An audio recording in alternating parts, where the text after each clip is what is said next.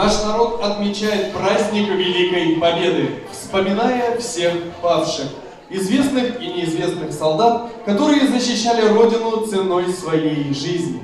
Если за каждого погибшего во Второй мировой войне человека объявить минуту молчания, мир молчал бы 50 лет. Сегодняшнему молодому поколению Великая Отечественная война известна по книгам и фильмам писателей, журналистов и кинодокументалистов, участвовавших в сражениях. Все было в этой войне. И нелепая, ничем не оправданная гибель людей, и героизм, и самоотверженность бойцов. Крест на крест, белые полоски на окнах съежившихся хат. Родные тонкие березки тревожно смотрят на закат. И пес на теплом пепелище до глаз испачканный в зале. Он целый день кого-то ищет и не находит на себе. Накинув драный зипунишко, по огородам без дорог спешит, торопится парнишка по солнцу прямо на восток.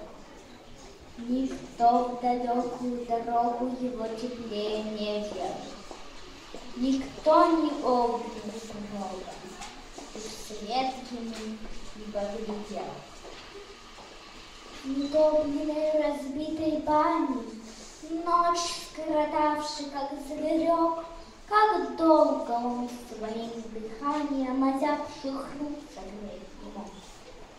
Но по щеке его ни разу не проложила путь слеза, должно быть.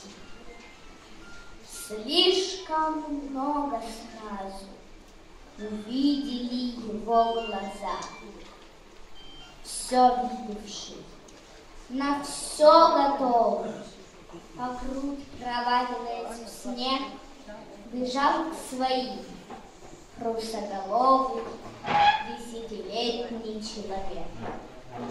Он знал, что где-то недалече, быть может, вон за той горой, его как друга в темный вечер окликнет русский часовой.